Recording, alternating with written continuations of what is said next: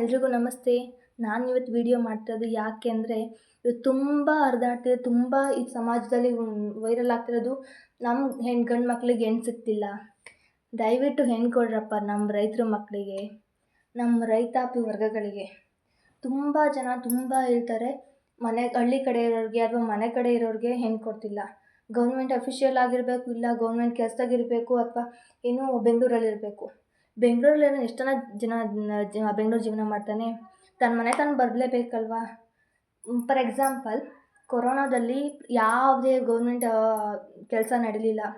ಕೆಲಸ ನಡೀತಿತ್ತು, but almost ಎಲ್ಲ ಮನೇಲೇ ಕೆಲಸ ಮಾಡಬೇಕು ಅಂತಂದರು. ಆ್ಯಂಡ್ ಯಾವುದೇ ಕಂಪ್ನಿಗಳು ಕೆಲಸ ಮಾಡಲಿಲ್ಲ, ಎಲ್ಲ ಕ್ಲೋಸ್ ಆಯಿತು. ಆವಾಗ ಬಂದಿದ್ದು ನಮ್ಮ ಹಳ್ಳಿಗೇ, ನಮ್ಮ ರೈತರೇ. ಯಾರು ಕೂಡ ಕೆಲಸ ನಿಲ್ಲಿಸಲಿಲ್ಲ, ಕೆಲಸ ಮಾಡ್ತಾನೆ ಇದ್ದರು. ಡೈಲಿ ಅವ್ರ ದಿನನಿತ್ಯ ಕೆಲಸಗಳು ನಡೀತಾ ಇದ್ವು. ಬಟ್ ಯಾವುದೇ ಸಿಟಿಗಳಲ್ಲಿ ಕೆಲಸ ನಡೀಲಿಲ್ಲ. ಅವತ್ತು ಕಾಪಾಡೋಳು ಇವತ್ತು ಕಾಪಾಡಲ್ವೇನ್ರಿ? ಯಾಕ್ರಿ ಇಷ್ಟೊಂದು ಆಚಾರ ನಮ್ಮ ರೈತರ ಮಕ್ಕಳ ಮೇಲೆ? ಸೊ ನೀವು ರೈತರ ಮಕ್ಕಳು ಅಂತ ಯಾಕೆ ಮಾಡಲ್ಲ? ಕೆಲವರು ಹೇಳ್ತಾರೆ ಪೇರೆಂಟ್ಸು, ನಮ್ಮ ಥರ ನಮ್ಮ ಮಕ್ಕಳು ಕಷ್ಟಪಡ್ದಿದ್ರೆ ಸಾಕಪ್ಪ ಅಂತಂತಾರೆ. ಇವತ್ತು ನಿಮ್ಮ ರೈತರ ಮಕ್ಳಿಗೆ ಗಂಡುಗಳಿಗೆ ಹೆಣ್ಣು ಕೊಟ್ಟರೆ ಮಾತ್ರ ಕಷ್ಟಪಡ್ತಾರೆ, ನಿಮ್ಮ ತಪ್ಪು ಕಲ್ಪನೆ ಅಂತ ನಾನು ಹೇಳ್ತೀನಿ. ಯಾಕಂದರೆ ತುಂಬ ಟೆಕ್ನಾಲಜಿ ಇಂಪ್ರೂವ್ ಆಗಿದೆ.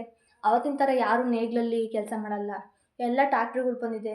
ಆ್ಯಂಡ್ ಯಾರೂ ಈ ಥರ ಆವಾಗಿನ ಥರ ಕೂರ್ಗೆಲ್ಲಿ ಬಿತ್ತಲ್ಲ, ಎಲ್ಲದೂ ಮೆಷಿನ್ಸಲ್ಲಿ ವೆಹಿಕಲ್ಸಲ್ಲಿ ಮಾಡಿಸ್ತಾರೆ. ಸೊ ನಮ್ಮ ಹೆಣ್ಮಕ್ಳು ಏನು ಕಷ್ಟಪಡೋದು ಅವಶ್ಯಕತೆ ಇಲ್ಲ. ಟೆಕ್ನಾಲಜಿ ಕಣ್ರಿ, ತಲೆ ಬಳಸಿ ಇವತ್ತು ದುಡಿಮೆ ಮಾಡ್ತಾರೆ.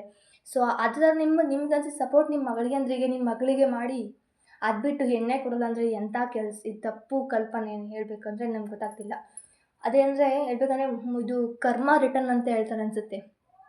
ಯಾಕಂದರೆ ಇದೇ ಜನಗಳು ಅವತ್ತಿನ ದಿನಗಳಲ್ಲಿ ಹಿಂದೆ ಹೇಳ್ತಾಯಿದ್ರು. ಸೊ ಹೆಣ್ಣು ಎತ್ತರೆ ಅದು ಕೀಳರಿಮೆ, ಹೆಣ್ಮಗು ಆಗಿದೆಯಾ ಅಯ್ಯೋ ಅನ್ನೋರು. ಅದೇ ಗಂಡು ಮಗ ಗ್ರೇಟ್ ಅನ್ನೋ ಲೆಕ್ಕಕ್ಕಿತ್ತು. ಸೊ ಅದೇ ಹೇಳ್ತಾ ಇರೋದು ಇವತ್ತಿನ ಕರ್ಮ ರಿಟರ್ನ್ ಅಂತ.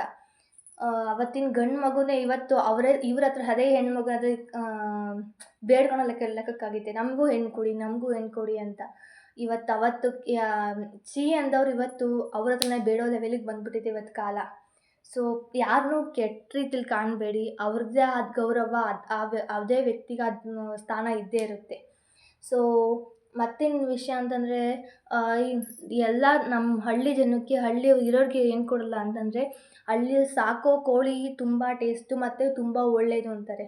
ಹಳ್ಳಿ ಅಂದರೆ ನಾಟಿ ಮೊಟ್ಟೆ ಒಳ್ಳೆಯದು ಅಂತಾರೆ. ಫಾರಮ್ ಕೋಳಿ ಚೆನ್ನಾಗಿಲ್ಲ, ಬಟ್ ಇಂಗ್ಲೀಷ್ ಮೆಡಿಸಿನ್ ಹಾಕಿ ಬೆಳೆಸೋದು ಸರಿ ಇಲ್ಲ, ಮತ್ತು ನಾಟಿ ಹಸು ಹಾಲು ಒಳ್ಳೆಯದು ಅಂತ ಅಂತಾರೆ. ಆದರೆ ಇಲ್ಲೇ ವಾತಾವರಣದಲ್ಲಿ ಬೆಳೆದಿರೋ ವ್ಯಕ್ತಿ ಒಳ್ಳೆಯದಲ್ವೇನ್ರಿ? ಅವ್ನ ಮನಸ್ಸು ಒಳ್ಳೆಯದಲ್ವೇನ್ರಿ? ಒಂದು ಸಲ ಯೋಚನೆ ಮಾಡಿ ನೋಡಿ. ನಿಮ್ಮ ಕೆಟ್ಟ ಕಲ್ಪನೆಗಳು ತೆಗೆದುಹಾಕಿ ಹೆಣ್ಣು ಕೊಡಿ. ಇದನ್ನು ಹೆಣ್ಣು ಕೊಡಲ್ಲ ಅನ್ನೋದಕ್ಕಿಂತ ಅವ್ನು ಏನು ಮಾಡ್ತೀಯಾನೆ ಅನ್ನೋದನ್ನ ಯೋಚನೆ ಮಾಡಿ. ಅವ್ನು ಹೆಂಗಿದಾನೆ ಅವ್ನ ವ್ಯಕ್ತಿತ್ವಕ್ಕೆ ಬೆಲೆ ಕೊಡಿ. ಅವ್ನು ದುಡಿಯೋ ದುಡಿಮೆಗೆ ಆಗಲಿ, ಅಥವಾ ಅವ್ನು ಎಲ್ಲಿದ್ದಾನೋ ಅವ್ನ ಸ್ಥಾನಕ್ಕಾಗಲಿ ಬೆಲೆ ಕೊಡೋದಕ್ಕಿಂತ ಅವನ ವ್ಯಕ್ತಿತ್ವಕ್ಕೆ, ವ್ಯಕ್ತಿಯ ಕೆಲಸಕ್ಕೆ ಗೌರವ ಕೊಟ್ಟರೆ ತುಂಬ ಒಳ್ಳೆಯದಾಗುತ್ತೆ ಅಂತ ನಾನು ಹೇಳ್ತೀನಿ. ಆ್ಯಂಡ್ ನೆಕ್ಸ್ಟ್ ಒನ್ ಈಸ್ ಮತ್ತು ನಿಮ್ಮ ಅಳಿಯ ಹಾಗೆ ಬರೋನು ಯಾರೋ ಒಬ್ಬನ ಹತ್ರ ಗುಲಾಮನಾಗಿದ್ದು ಕೆಲಸ ಮಾಡಿದ್ದು, ನಿಮ್ಮ ಮಗಳು ಗುಲಾಮನ ಹೆಂಡತಿಯಾಗಿ ಬದುಕೋಕ್ಕಿಂತ ಅವನದೇ ಆದ ಸಾಮ್ರಾಜ್ಯದಲ್ಲಿ, ದಟ್ ಮೀನ್ಸ್ ಅವನಿರೋ ಸ್ಥಳದಲ್ಲಿ, ಅವನ ನೆಲದಲ್ಲಿ ಅವ್ನು ರಾಜ ಅಲ್ವೇನ್ರಿ? ಆ ರಾಜಗೆ ನಿಮ್ಮ ಮಗಳು ಕೊಟ್ಟರೆ ರಾಣಿಯಾಗಿ ಮಹಾರಾಣಿಯಾಗಿ ಬದುಕಲ್ವಾ? ಯಾರೋ ನೀನು ಈ ಕೆಲಸ ಮಾಡಬೇಕು ಅಂತ ಆರ್ಡ್ರ್ ಮಾಡಿದಾಗ ಅವ್ನು ಮಾಡಲೇಬೇಕು. ಇಷ್ಟು ಟೈಮಿಗೆ ಅಂತ ಅಂದಾಗ ಅಷ್ಟು ಟೈಮಲ್ಲೇ ಹೋಗ್ಬೇಕು ಅವನಿಗೆ. ಅವ್ನು ಮಾತನ್ನು ಪರಿಪಾಲಿಸೋ ಥರ ವ್ಯಕ್ತಿ ಅವನ ಸೇವಕನಾಗಿದ್ದರೆ, ನಿಮ್ಮ ಮಕ್ಕಳಿಗಾಗಿ, ನಿಮ್ಮ ಮನೆ ಸಂಸಾರಕ್ಕೆ ಆಗಿದ್ದಾದರೂ ಏನು? ಬಟ್ ಏನೋ ಒಂದು ಸಂಬಳ ತೊಗೊಂಬತ್ತಾನೆ ಅಂದ್ಬಿಟ್ರೆ ಅವ್ರಿಗಾಗಿ ಟೈಮ್ ಕೊಡೋದು ನಿಜವಾಗ್ಲೂ ಆಗಲ್ಲ. ಆ ದಿನವಿಡೀ ಅವ್ರ ಜೊತೆಗೆ ಅವ್ರ ಜೊತೆಗಿದ್ದು ಅವ್ರ ಪ್ರೀತಿ, ವಿಶ್ವಾಸ, ಖುಷಿ, ಸಂತೋಷನೆಲ್ಲ ಹಂಚ್ಕೊಳೋದು ನಮ್ಮ ಭೂಮಿ ತಾಯಿ ಮಕ್ಕಳು ಮಾತ್ರನೇ. ಸೊ ಯೋಚನೆ ಮಾಡಿ, ನಿಮ್ಮ ಮಕ್ಕಳಿಗೋಸ್ಕರ ಬದುಕಿ. ಅದು ಬಿಟ್ಟು ವ್ಯವಹಾರ ಥರ ನಿಮ್ಮ ಮಕ್ಕಳು ಸಂಬಂಧನಾಗಲಿ ಮದುವೆನಾಗಲಿ ಮಾಡಬೇಡಿ ಅಂತ ಹೇಳ್ತಾ ಈ ವಿಡಿಯೋನ ಮುಗಿಸ್ಬೇಕಂತಿದ್ದೀನಿ. ಸೊ ಈ ಕಂಟೆಂಟ್ ನಿಮ್ಗೆ ಇಷ್ಟ ಆದರೆ, ಮತ್ತು ಇದು ಯೂಸ್ಫುಲ್ ಅನಿಸಿದ್ರೆ ಶೇರ್ ಮಾಡಿ, ಕಮೆಂಟ್ ಮಾಡಿ ಆ್ಯಂಡ್ ಲೈಕ್ ಮಾಡಿ. Thank you for watching.